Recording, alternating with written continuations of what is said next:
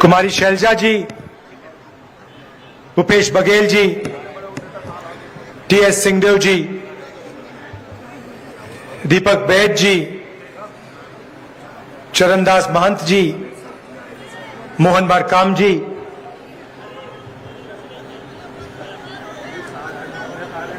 हमारे सारे कार्यकर्ता भाइयों और बहनों, प्रेस के हमारे मित्रों, आप सबका यहां बहुत बहुत स्वागत। गर्मी में आप यहां आए, हमारी बात सुनने, इसके लिए मैं बहुत आभारी हूं। देखिए, सरकारें दो तरीके की होती हैं। एक सरकार होती है जो गरीबों को, किसानों को, मजदूरों को, छोटे व्यापारियों को, बेरोजगार युवाओं को मदद करने में अपनी पूरी शक्ति लगा देती है। दूसरी तरीके की सरकार होती है जो चुने हुए अरबपतियों को, अदानी जैसे लोगों को मदद करने में कोई कसर नहीं छोड़ती। यही दो तरीके की सरकारें होती हैं।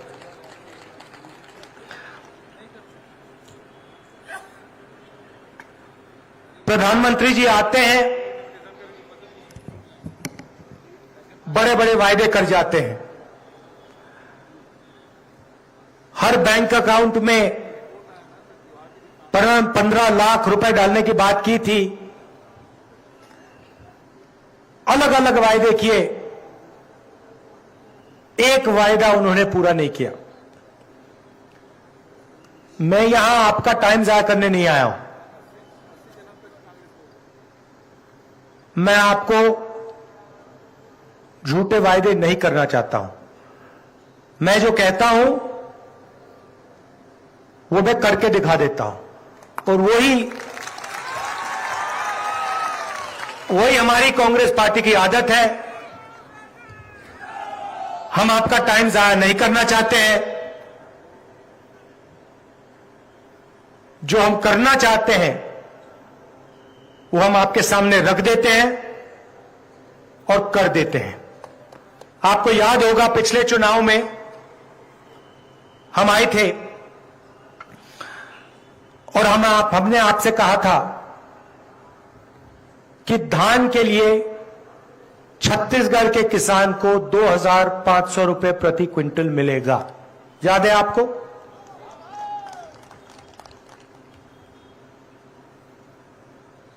आज क्या रेट पे मिलता है आपको? तो ये क्या हुआ? वायदा हमने 2,500 का किया था और आज 2,640 में मिल रहा है। ये क्या हुआ? ये क्यों हुआ? क्योंकि हमारी नीयत साफ है। हम जानते हैं कि जो 5 साल पहले 2,500 रुपए था, वो आज के लिए कम होगा। इसलिए आपको कहने की जरूरत भी नहीं पड़ी, हमने उसको बढ़ा दिया। और आप देख लेना, ये आज 2,640 है, ये कुछ ही समय में 3,000 हो जाएगा। आपको कहने की जरूरत नहीं पड़ेगी, क्योंकि हम जो किसान का दर्द है, जो मुश्किलें वो सहता है, उसे हम समझ जाते हैं, उसकी हम आवाज सुनते हैं, उसकी ओर हमारी नजर जाती है। इसीलिए कहने की भी जरूरत नहीं है। कुछ ही समय में आस्ते आस्ते बढ़ता बढ़ता बढ़ता बढ़ता वो 3,000 तक पहुंच जाएगा। हमने पिछली बार कर्जा माफी की बात की, बीजेपी के लोगों ने कहा नहीं किया जा सकता, क्योंकि याद रखिए वो अदानी वाली सरकार, वो कर्जा माफ सिर्फ अदानी जैसे लोगों के लिए कर सकते हैं। 14 लाख करोड़ रुपए उन्होंने 5-10 उद्योगपतियों का माफ किया है। वो किसान का कर्जा माफ नहीं कर सकते, सोचते भी नहीं है वो कि ऐसा किया जा सकता है।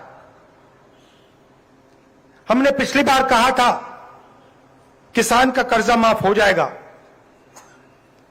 और कहा कि 1-2 साल में नहीं होगा। पहली कैबिनेट मीटिंग में किसान का आदर करके,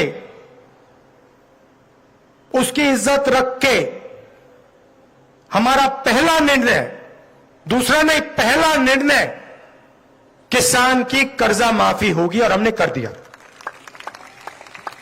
19 लाख किसानों को फायदा मिला, 10,000 करोड़ रुपए हमने कर्जा माफ किया। सारे लोग जानते हैं, और यही वायदा मैं आपको फिर यहां से कर रहा हूं कि जैसे हमने पिछली बार किया था वैसे ही हम फिर से छत्तीसगढ़ के किसानों का कर्जा माफ करने जा रहे हैं।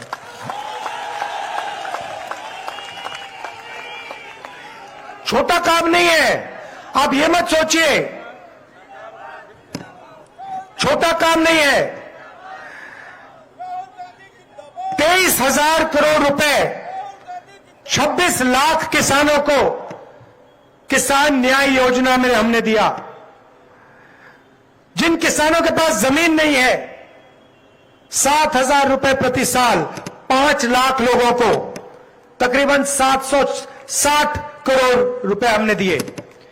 ये खोखले शब्द नहीं है भाई और बहनों, ये मैं आपसे दिल से कह रहा हूं।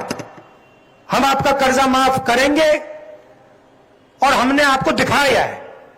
ये मैं पहली बार नहीं बोल रहा हूं, मैं दूसरी बार बोल रहा हूं, और ये करके दिखा देंगे हम। अब देखिए, बघेल जी का मैं भाषण सुन रहा था, और भाषण में उन्होंने कहा कि पहले बस्तर में आपके युवाओं के फेक इनकाउंटर हुआ करते थे। मुझे भी याद है, जब भी मौका मिलता था आदिवासी युवाओं को धमकाया जाता था, डराया जाता था, फेक एनकाउंटर किया जाता था। आप मध्य प्रदेश में आपने एक वीडियो देखा होगा,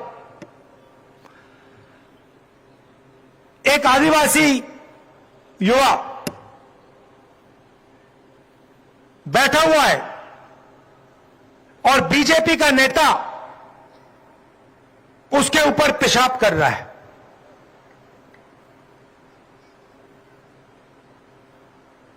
आप सोचिए,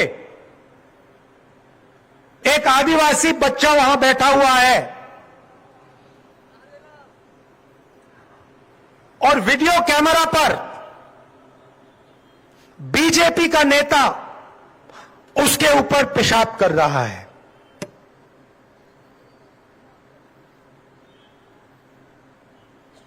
बीजेपी की यह सोच है। हम आपको आदिवासी कहते हैं,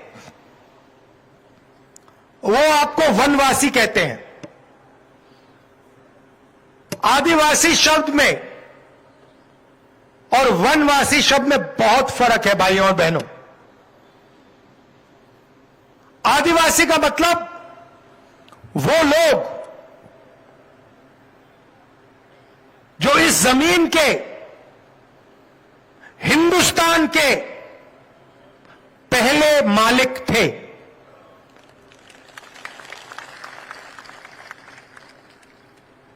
मतलब ये जो पूरा का पूरा देश है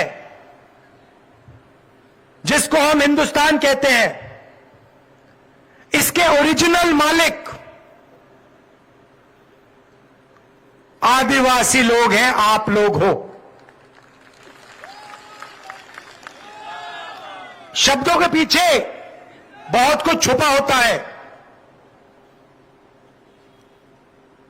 आदिवासी हम आपको इसलिए कहलाते हैं क्योंकि यह जमीन आपकी थी।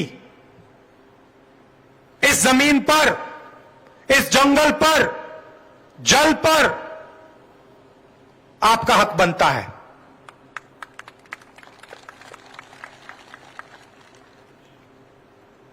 इसीलिए हम पैसा कानून लाए, इसीलिए हम आदिवासी बिल लाए, इसलिए हम आपकी जमीन आपको वापस लौटाते हैं, इसीलिए हम आपको आदिवासी कहते हैं।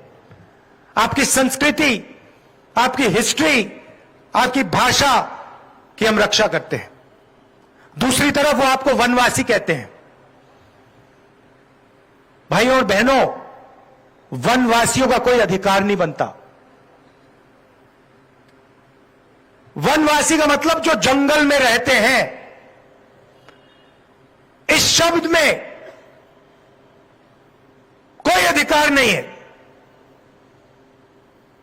इनका यह भी कहना है कि अगर जंगल गायब हो जाएगा,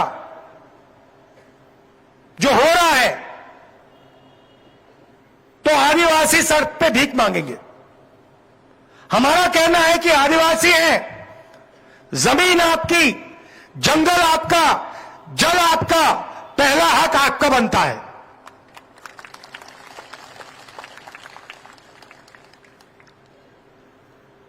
तो इन लोगों का ध्यान से रहिए। यह आपकी जमीन, आपका जल, आपका जंगल आपसे छीनकर अदानी जैसे उद्योगपतियों को देना चाहते हैं। हम आपकी जमीन, जल और जंगल की रक्षा करना चाहते हैं। यह फर्क है। आदिवासी भाइयों बहनों, मुझे बताओ, नोटबंदी से आपका फायदा हुआ? जीएसटी से आपको फायदा हुआ? नरेंद्र मोदी जो जो कानून लाए किसानों के, उससे आपको फायदा हुआ? नहीं। पैसा कानून से आपको फायदा हुआ? जमीन अधिग्रहण बिल से आपको फायदा हुआ? यह सच्चाई है। मनरेगा से आपको फायदा हुआ? भोजन के अधिकार से आपको फायदा हुआ? ये हमारे सब योजनाएं आप देख लीजिए, सारी की सारी योजना गरीबों को, कमजोर लोगों को, आदिवासियों को मदद करने की योजनाएं मिलेंगी। आप इनकी योजना देख लीजिए, किनका ये कर्जा माफ करते हैं, इनके किसान बिल देख लीजिए। सारा का सारा काम ये हिंदुस्तान के अरबपतियों के लिए, 2-3 लोगों के लिए करते हैं। यहां हमारे आदिवासी भाई आए हैं। तेंदुपत्ता के लिए आपको 4,000 रुपए मिलता है। मिलता है नहीं मिलता है? मिल रहा है ना? हमारी सरकार आएगी तो 4,000 रुपए और का आपको बोनस मिलेगा सीधा खाते में, साल के। और जो आपके जंगल में जो उगता है, जिसको फॉरेस्ट प्रोड्यूस कहते हैं, तकरीबन 70 अलग अलग तरीके की चीजें, उसमें आपको 10 रुपए एमएसपी में एक्स्ट्रा मिलेगा।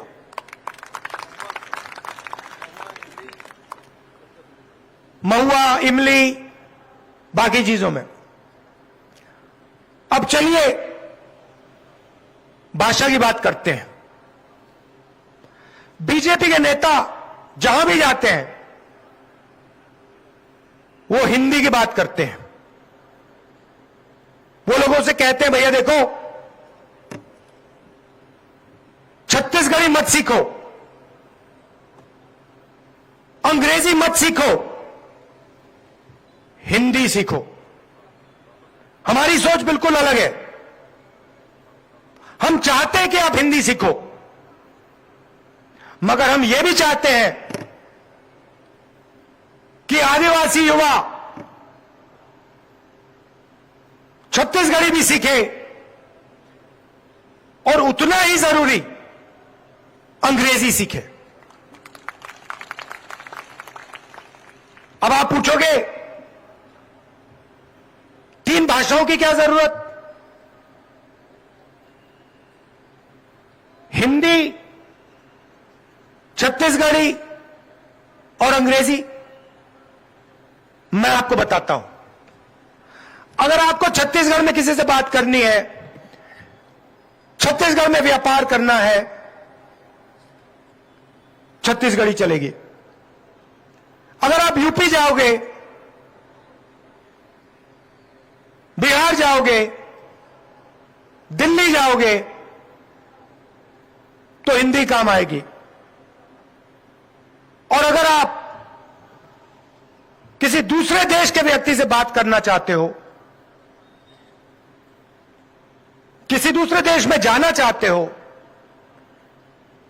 किसी दूसरे देश में बिजनेस खोलने का सपना देखना चाहते हो, कॉल सेंटर में काम करना चाहते हो, तो अंग्रेजी की जरूरत पड़ेगी।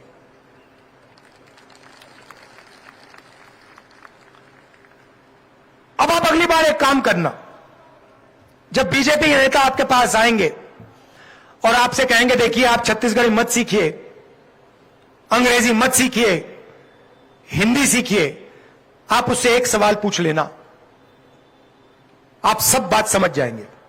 आप उससे सिर्फ ये पूछना, भैया एक बात बताओ, आप हमें कह रहे हो कि हिंदी हम सीखें, अंग्रेजी ना सीखें, आपके जो बच्चे हैं क्या इंग्लिश मीडियम स्कूल में जाते हैं या हिंदी मीडियम में?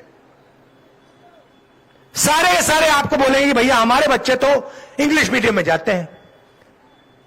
भाई और बहनों, वो आपको अंग्रेजी नहीं सीखना देना चाहते। क्यों? क्योंकि वो चाहते हैं कि आप अंग्रेजी ना बोलो, आप अच्छी नौकरियां ना पाओ, आप दूसरे देश के व्यापारियों से बात ना कर पाओ, आप सॉफ्टवेयर इंजीनियर ना बन पाओ, आप कॉल सेंटर में काम ना कर पाओ, आप इंजीनियर ना बन पाओ, आप लॉयर डॉक्टर ना बन पाओ। इसीलिए हमने पूरे के पूरे छत्तीसगढ़ में अंग्रेजी स्कूलों का जाल बिछा रखा है। और हम यहां नहीं रुकेंगे। हम चाहते हैं कि छत्तीसगढ़ का हर युवा हिंदी बोले, छत्तीसगढ़ी बोले और अंग्रेजी भी बोले, और यह काम हम पूरा करके दिखा देंगे। यह हमारी सोच है। भाई और बहनों, Swami Atmanand English medium school जो हमने खोले हैं, वो आपके भविष्य के लिए एक चाबी है। आपके बच्चे उसमें पढ़ेंगे, अंग्रेजी सीखेंगे और पूरी दुनिया में वो लोगों से बात कर पाएंगे। ये हमारी सोच थी। आखिरी बात मैं आपसे कहना चाहता हूं, और शायद ये सबसे जरूरी बात है। जब कांग्रेस पार्टी यूपीए में सरकार में थी, तो हमने जाति जनगणना की थी। हमने यह पता लगाया था कि हिंदुस्तान में अलग अलग जात के कितने लोग हैं।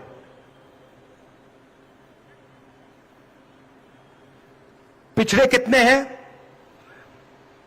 उनमें अलग अलग कौन सी जातें हैं, उन जातों के कितने लोग हैं, आदिवासी कितने हैं, उनमें कौन कौन अलग अलग लोग हैं, उनकी आबादी क्या है, दलितों में कौन सी अलग अलग जातें, उनकी आबादी क्या है। यह हमने जाति जनगणना में काम किया। बीजेपी ने जो हमारे आंकड़े निकले थे, उनको छुपा के रखा हुआ है। आपकी आबादी की सच्चाई नरेंद्र मोदी और बीजेपी आपको नहीं बताना चाहते। अब आप पूछोगे क्यों, क्या फर्क पड़ता है? भाइयों और बहनों, बहुत बड़ा फर्क पड़ता है और मैं आपको यह समझाना चाह रहा हूं। आज कुछ दिन पहले मैंने पार्लियामेंट हाउस में जाति जनगणना पे भाषण दिया और मैंने वहां एक सवाल पूछा। मैंने पूछा कि इस देश में आदिवासियों की, दलितों की, पिछड़ों की कितनी भागीदारी है? हम सरकार चलाते हैं, बजट पास करते हैं, बजट के बारे में निर्णय लिए जाते हैं। मैंने सवाल पूछा, भैया ये जो बजट का पैसा बांटा जाता है, इसमें आदिवासी लोग, पिछड़े लोग, दलित लोग कितने निर्णय ले रहे हैं? यह सवाल। क्यों? क्योंकि हम जानते हैं कि हिंदुस्तान में सबसे ज्यादा दलित, आदिवासी और पिछड़े लोग हैं। भाइयों और बहनों, हिंदुस्तान की सरकार को राज्यसभा और लोकसभा के एमपी नहीं चलाते। हिंदुस्तान की सरकार को 90 अफसर चलाते हैं। आईएएस के अफसर हैं, इनको हम secretary to government of India कहते हैं। ये हिंदुस्तान की सरकार के सेक्रेटरीज कहलाते हैं। ये सरकार को चलाते हैं। उनके साथ सबसे सीनियर अफसर कैबिनेट सेक्रेटरी कहलाता है।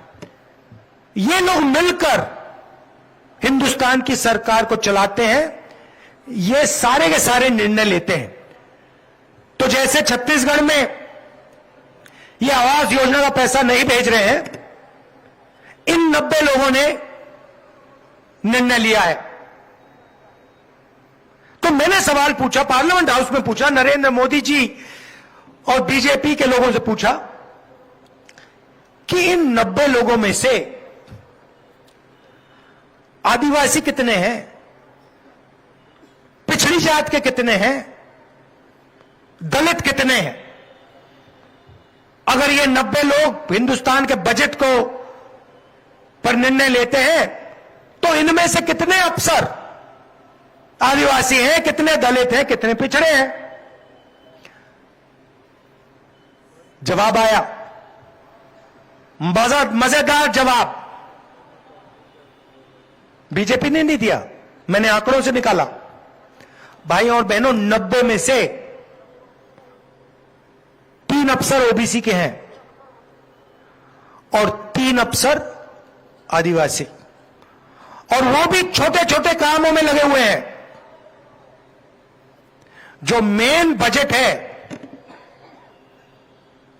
उसका सिर्फ 5% आदिवासी अफसर निर्णय लेते हैं।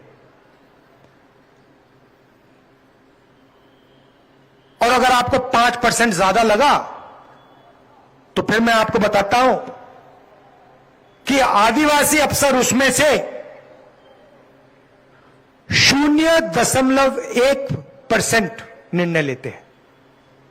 मतलब आपकी हिंदुस्तान की सरकार में कोई भागीदारी है ही नहीं। मतलब दूसरे तरीके से बताता हूं, अगर हिंदुस्तान की सरकार 100 रुपए खर्च कर रही है तो आदिवासी अफसर 10 पैसे का निर्णय ले रहे हैं। इससे बड़ी शर्म की कोई बात हो ही नहीं सकती।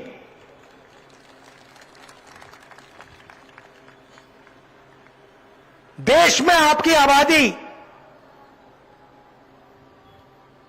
0.1% नहीं है भाई और बहनों। देश में ओबीसी की आबादी 100% नहीं है भाइयों और बहनों। यह सच्चाई मैं ढूंढ रहा हूं कि असलियत में आदिवासी कितने हैं, असलियत में ओबीसी कितने हैं, असलियत में दलित कितने हैं। और यह सच्चाई नरेंद्र मोदी जी हिंदुस्तान के आदिवासियों से, दलितों से और पिछड़ों से छुपाने की कोशिश कर रहे हैं। इनके भाषण सुनिए, हर भाषण में मैं ओबीसी हूं। अगर आप ओबीसी हैं, अगर आप ओबीसी की सचमुच में मदद करना चाहते हैं तो देश को बता दो देश में ओबीसी की आबादी क्या है, कितनी है। दूध का दूध, पानी का पानी हो जाएगा। हर एक ओबीसी युवा को पता लग जाएगा कि नरेंद्र मोदी 24 घंटे हमें धोखा दे रहा है। नरेंद्र मोदी जी, हर एक ओबीसी युवा, हर एक आदिवासी युवा को समझ आ जाएगी बात कि नरेंद्र मोदी को अदानी कंट्रोल करता है। ये सच्चाई है। किसी भी भाषण में प्रधानमंत्री जी कास्ट सेंसस की बात नहीं करते। ओबीसी कितने हैं, आदिवासी कितने हैं और सरकार में उनकी कितनी भागीदारी है, इसके बारे में नरेंद्र मोदी कभी नहीं कहेंगे। आपका अपमान करेंगे, कहेंगे भैया आप वनवासी लोग हो, और कहते कहते आपसे जंगल, जमीन, जल छीनते रहते हैं। 15 साल बाद बोलेंगे भैया अब तो आधा हो गया जंगल, चलो उधर से निकलो, इधर जाओ। और अंत में हिंदुस्तान के सारे आदिवासी छोटे से जंगल में बैठे रहेंगे। आपकी जमीन पर अदानी जी जैसे लोग कब्जा कर लेंगे, आपका पानी छीन लेंगे। ऐसा भविष्य हमें नहीं चाहिए, हम होने नहीं देंगे, सवाल नहीं उठता। इसीलिए हमारे वायदों में से एक वायदा छत्तीसगढ़ में कास्ट सर्वे का वायदा है। आपको पता लग जाएगा कि छत्तीसगढ़ में कौन सी जातें हैं, कितनी हैं, पिछड़े लोग कितने हैं, अलग अलग कितनी जाति हैं और आबादी इनकी कितनी है। और उसके बाद सचमुच में पिछड़ों का, आदिवासियों का, दलितों का विकास शुरू हो जाएगा। यह मैं आपसे कहना चाह रहा था। दिल से आपका धन्यवाद। क्या? ओ, अच्छा, आखिरी बात, शायद आपके लिए जरूरी बात। मैंने अंग्रेजी की बात की और कहा कि हमने अंग्रेजी स्कूलों का एक जाल बिछा दिया है और इसको और फैला रहे हैं। मगर चुनाव के एकदम बाद हम एक और वायदा छत्तीसगढ़ की जनता के लिए पूरा करने जा रहे हैं। सरकारी स्कूलों में, कॉलेजेस में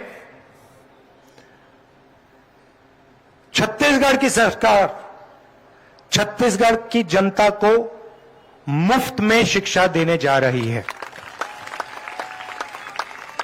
मतलब आपको कॉलेज के लिए, स्कूल के लिए अपने जेब से पैसा नहीं देना पड़ेगा। आप अपना पैसा बाकी चीजों में खर्च कीजिए। आपको सरकारी स्कूल, सरकारी कॉलेज, सरकारी यूनिवर्सिटीज में 1 रुपया नहीं देना पड़ेगा। क्यों? क्योंकि हम चाहते हैं कि आदिवासी युवा, दलित युवा, ओबीसी युवा और उनके परिवार आसानी से शिक्षा पाएं और तेजी से प्रगति करें। नरेंद्र मोदी जी की सोच है सरकारी स्कूल, सरकारी कॉलेजेस बंद करो, सारे के सारे को प्राइवेट कर दो, अडानी जी को पकड़ा दो और फिर छत्तीसगढ़ की गरीब जनता के जेब में से शिक्षा का पैसा निकालो। यह फर्क है। इसीलिए अपना पैसा दूसरी चीजों में खर्च करो। 3,000 रुपए धान के लिए मिलेगा, 4,000 रुपए तेंदुपत्ता के लिए बोनस में मिलेगा और शिक्षा के लिए आपको 1 रुपया नहीं देना पड़ेगा। धन्यवाद। जय हिंद। राहुल गांधी जिंदाबाद।